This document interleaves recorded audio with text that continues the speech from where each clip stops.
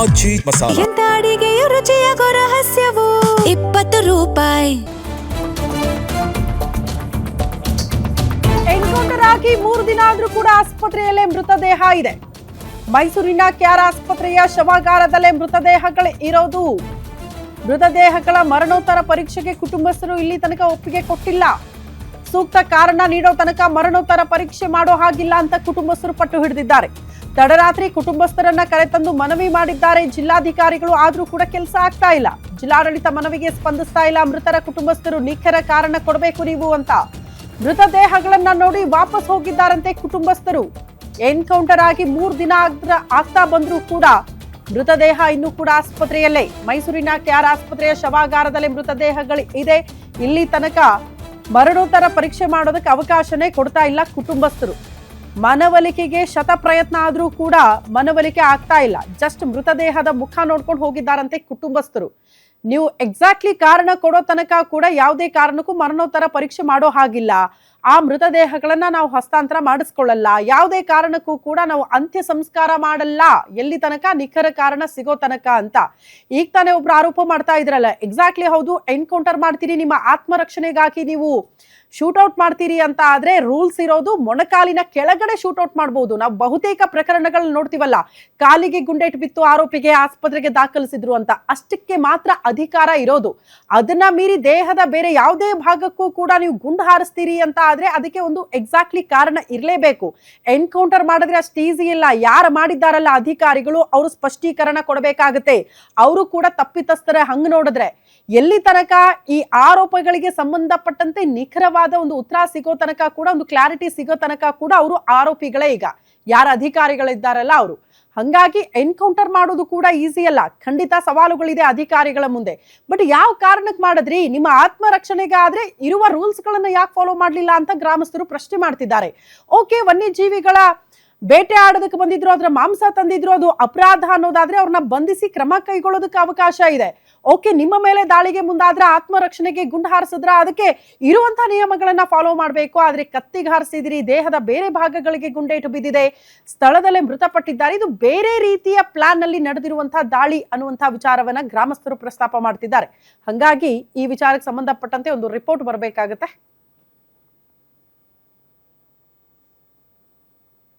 ಈ ಬಗ್ಗೆ ಮತ್ತಷ್ಟು ಡೀಟೇಲ್ಸ್ ಅನ್ನ ಕೊಡ್ತಾ ಹೋಗ್ತಾರೆ ನಮ್ಮ ಪ್ರತಿನಿಧಿ ಸುರೇಶ್ ದೂರವಾಣಿ ಸಂಪರ್ಕದಲ್ಲಿದ್ದಾರೆ. ಸುರೇಶ್, ಅರಣ್ಯ ಇಲಾಖೆ ಅಧಿಕಾರಿಗಳು ಮಾಡಿರುವ ಶೂಟ್ಔಟ್ ಅಥವಾ ಎನ್ಕೌಂಟರ್ ವಿಚಾರಕ್ಕೆ ಸಂಬಂಧಪಟ್ಟಂತೆ ಒಂದು ಸ್ಪಷ್ಟೀಕರಣ ಸಿಗಲೇಬೇಕು. ಅಲ್ಲಿ ತನಕ ಕೂಡ ಅಂತ್ಯ ಸಂಸ್ಕಾರನೂ ಇಲ್ಲ, ಮರಣೋತ್ತರ ಪರೀಕ್ಷೆ ಮಾಡೋದಕ್ಕೂ ಅವಕಾಶ ಇಲ್ಲ ಅನ್ನುವಂತಹ ಪರಿಸ್ಥಿತಿ. ಸದ್ಯಕ್ಕಲ್ಲಿ ಏನಾಗ್ತಾ ಇದೆ, ಏನ್ ಬೆಳವಣಿಗೆ? ಅಟ್ಲೀಸ್ಟ್ ಉಸ್ತುವಾರಿ ಸಚಿವರಾಗ್ಲಿ, ಇಲಾಖೆಗೆ ಸಂಬಂಧಪಟ್ಟಂತ ಅಧಿಕಾರಿಗಳು ಯಾರಾದ್ರೂ ವಿಸಿಟ್ ಮಾಡ್ತಿದ್ದಾರಾ ಹೇಗೆ ಅಂತ ಸ್ಥಳಕ್ಕೆ?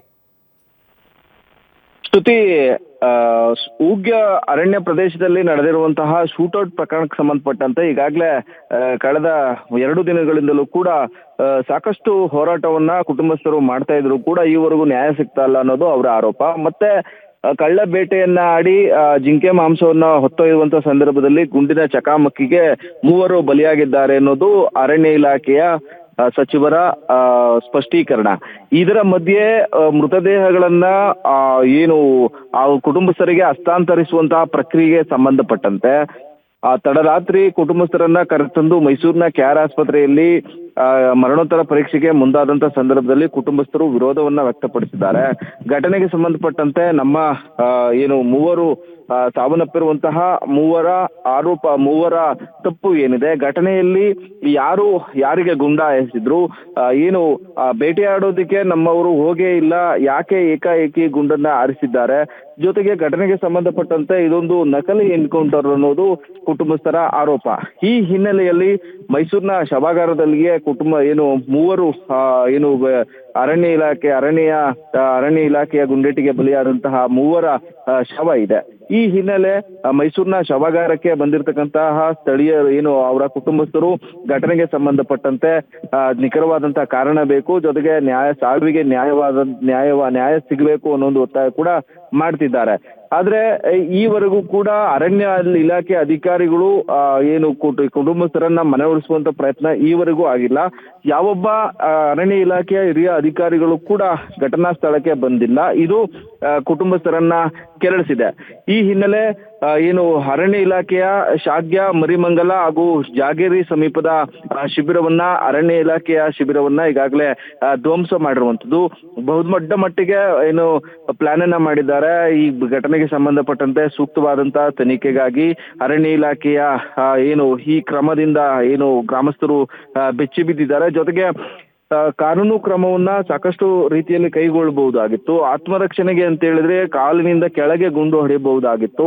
ಜೊತೆಗೆ ಅವರನ್ನ ಬಂಧಿಸಬಹುದಾಗಿತ್ತು. ಅವರ ಬಳಿ ಇದ್ದಂತಹ ಏನು ಆಯುಧಗಳಿರ್ಬಹುದು, ಜೊತೆಗೆ ಜಿಂಕೆ ಮಾಂಸ ಬೇಟೆಯಾಡಿದ್ರೆ ಅದನ್ನ ವಶಕ್ಕೆ ಪಡ್ಕೊಳ್ಬಹುದಿತ್ತು. ಅದನ್ನ ಹೊರತುಪಡಿಸಿದಂತೆ ಏಕಾಏಕಿ ಗುಂಡಿನ ದಾಳಿಯನ್ನ ಮಾಡಿರೋದು ಎಷ್ಟರ ಮಟ್ಟಿಗೆ ಸರಿ? ಅವರನ್ನ ಬೆದರಿಸುವಂತ ಪ್ರಯತ್ನವನ್ನ ಮಾಡೋದಕ್ಕೆ ಮುಂದಾದ ಏನು ಅರಣ್ಯ ಇಲಾಖೆ, ಜೊತೆಗೆ ಅರಣ್ಯ ಇಲಾಖೆಯ ಈ ರೀತಿಯಾದಂತಹ ಏನು ಏಕಾಏಕಿ ನಿರ್ಧಾರಕ್ಕೆ ಇಡೀ ಚಾಮರಾಜನಗರ ಜಿಲ್ಲಾದ್ಯಂತ ಆಕ್ರೋಶವನ್ನ ಹೊರಹಾಕ್ತಿದ್ದಾರೆ. ಇದರ ಮಧ್ಯೆ ಮಾಜಿ ಶಾಸಕ ಎನ್ ಮಹೇಶ್ ರವರು ಕುಟುಂಬಸ್ಥರಿಗೆ ಪರಿಹಾರಕ್ಕಾಗಿ ಒತ್ತಾಯಿಸ್ತಿದ್ದಾರೆ. ಜೊತೆಗೆ ಕುಟುಂಬದ ಒಬ್ಬರಿಗೆ ಸರ್ಕಾರಿ ಉದ್ಯೋಗವನ್ನ ಕೊಡಬೇಕು. ಈ ಮೂವರ ಜೊತೆಗೆ ಇದ್ದಂತಹ ಮತ್ತೊಬ್ಬ ವ್ಯಕ್ತಿ ಏನಿದ್ದಾನೆ ಆತನ ಹೇಳಿಕೆಯನ್ನ ಬಹಿರಂಗವಾಗಿ ತೆಗೆದುಕೊಳ್ಳಬೇಕು. ಆತ ನಿಜಕ್ಕೂ ಕೂಡ ಅಲ್ಲಿ ನಡೆದಿದ್ದು ಏನು ಅಂತೇಳಿ ಆತನ ಒಬ್ಬನಿಗೆ ಗೊತ್ತಿದೆ. ಹೀಗಾಗಿ ಅವನಿಗೆ ಈ ಸೆಕ್ಯೂರಿಟಿಯನ್ನ ಕೊಡಬೇಕು, ಆತನನ್ನ ನೀವು ಏನು ರಕ್ಷಣೆಯನ್ನ ಮಾಡಬೇಕು ಅನ್ನೋ ಒಂದು ಒತ್ತಾಯವನ್ನು ಕೂಡ ಮಾಡ್ತಿದ್ದಾರೆ. ಹೀಗಾಗಿ ಚಾಮರಾಜನಗರದ ಕೊಳ್ಳೇಗಾಲದ ಏನು ಮರಿಮಂಗಲ ವ್ಯಾಪ್ತಿಯಲ್ಲಿ ನಡೆದಿರತಕ್ಕಂತಹ ಶಾಗ್ಯ ಕಾವೇರಿ ವನ್ಯಜೀವಿ ವಲಯದ ಈ ಶೂಟೌಟ್ ಪ್ರಕರಣ ನಿಜಕ್ಕೂ ರಾಜ್ಯ ಸರ್ಕಾರ ಏನು ಮ್ಯಾಜಿಸ್ಟ್ರೇಟ್ ತನಿಖೆಗಾಗಿ ಡಿ.ಕೆ. ಶಿವಕುಮಾರ್ ಅವರು ಏನು ತನ್ನ ತನಿಖೆಯನ್ನ ಮಾಡೋದಕ್ಕೆ ಮುಂದಾಗಿದ್ದಾರೆ. ಇದರ ಓಕೆ ಸುರೇಶ್, ಧನ್ಯವಾದಗಳು ತಮ್ಮೆಲ್ಲ ಮಾಹಿತಿಗೆ.